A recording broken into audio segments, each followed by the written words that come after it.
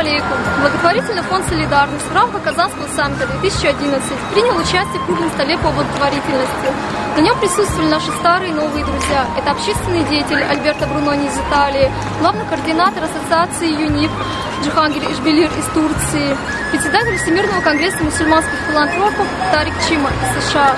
А также присутствовали общественные деятели из регионов России, Северного Кавказа, Татарстана, Башкирии, Удмуртии и Москвы. Мы рады этой встрече и надеемся на дальнейшее знакомство с благотворительностью. Ассаламу алейкум.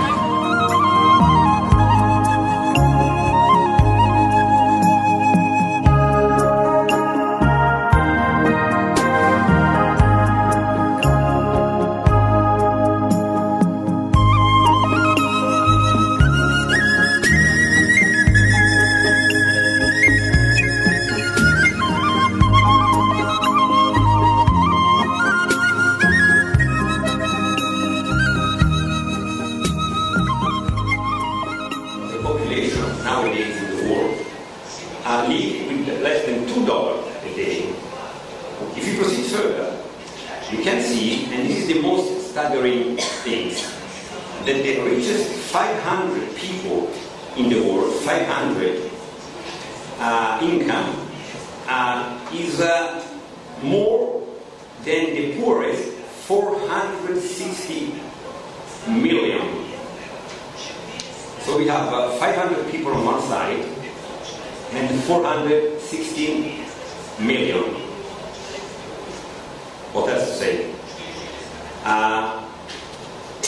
The richest 10% of human beings hold 55% of the world income. And figures, they are not Muslim figures or Christian figures or leftists or rightists. Those are figures. And mathematics never lie, Whereas, on the other side, the 40% of the total population owns only 5% of the world's total income. So all those figures give you the idea of this unbearable discrepancy, difference that exists in today's world. And it's actually at the root of all problems. In Russia, in Caucasus, in North Africa, in the Arab world, everywhere. Those are the issues. In 2009, the government of Saudi Arabia collected about 17 billion US dollars in zakat money. This was approximately around 4% of the Saudi gross national product, okay, roughly. Now, if we extrapolate those figures to all 57 countries that belong to the OIC, Organization of Islamic Countries, we come out with a jackpot because we will come out that for each and every year, if you extrapolate the 4%, we will come out with a figure of $188 billion each and every year of zakat. Now, let's say that we are not all good Muslims, let's say that only 50% of us pay zakat. Okay? The other 50% forget it. So we come with a jackpot of $94 billion.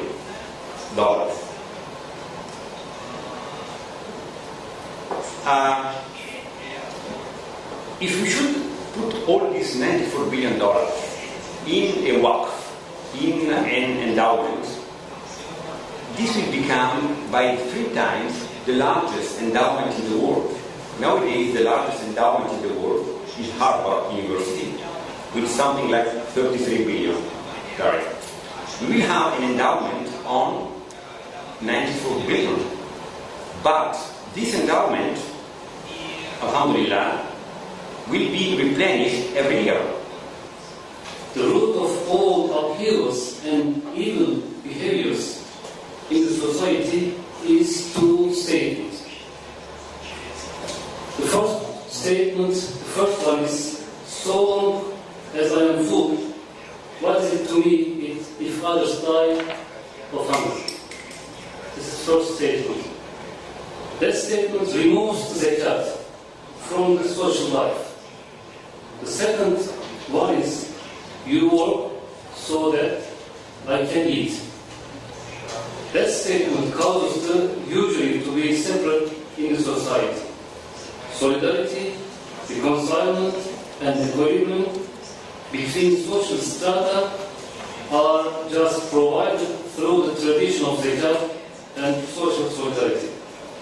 The basic of that equilibrium is upper class compassion and sympathy towards lower classes, and lower classes respect and submission to upper classes. As Dr. Chima mentioned before me and before Alberto, there is a huge gap between rich and poor people. And there is a big problem, big dilemma in social life. The Quran abolishes the first statement by ordering the zakat.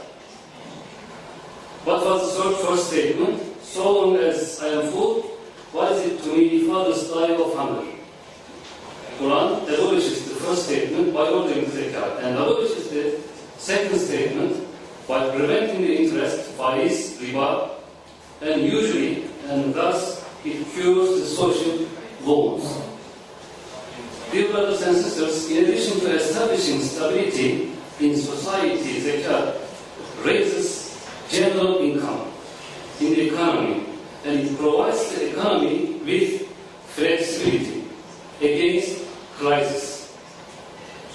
What's more important, zakat reorganizes the national economy and income based on social justice.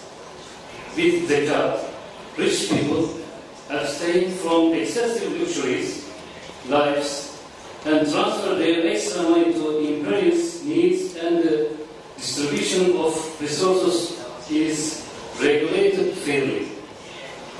Moreover, as you know, zakat reduces passive income and it increases investment and production. Finally, zakat increases aggregate demand of public.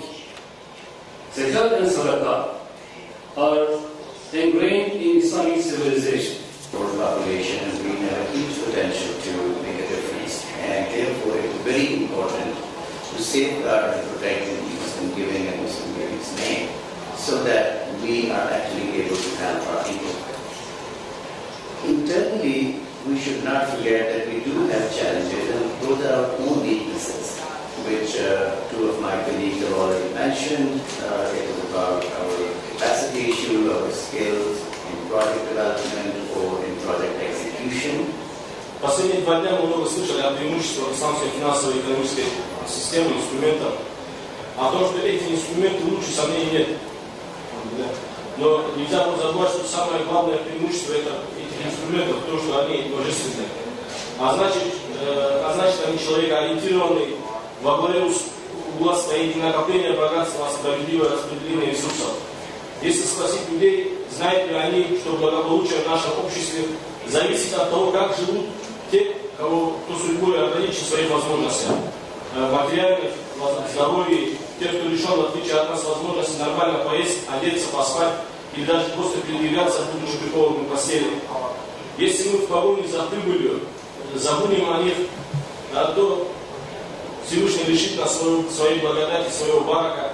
И хотелось бы сейчас ответить только маленький момент в сторону нашей республики, нас, россиян, нас, татар, то, что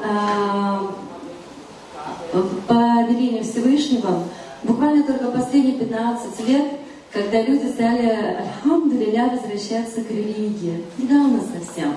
И все дело в том, что тот бизнес, те бизнесмены, которые раньше зарабатывали средства, к сожалению, в основном основная часть была задета определенным харамом, потому что были кредиты. И сегодня, помимо Салах Таля, бизнесмены стали потихонечку, аккуратно отходить от кредитов, от харама, от алкогольных кафе, от ресторанов. И у нас еще идут такие первые шаги, альхамдулилля. И поэтому есть очень много тех бизнесменов, которые действительно, они делают садаха скрытно. И действительно есть такая определенное сегодня то, что вы, уважаемые братья, с нами делитесь своим опытом. Нам есть в чем развиваться, но я хотела бы обратиться ко всем братьям и сестрам. Давайте, пожалуйста, сделаем дуа, чтобы Аллах Субхану ва Тааля размягчил наши все сердца, размягчил сердца наших всех бизнесменов, и чтобы действительно наделил нас высокой нравственностью, которой обладал наш любимый пророк Мухаммад, саллаллаху алейхи вассалям, и чтобы Аллах Та'аля послал нам те деяния, благодаря которым мы все вместе встретились в раю. Иншаллах рахман. Ассаламу алейкум.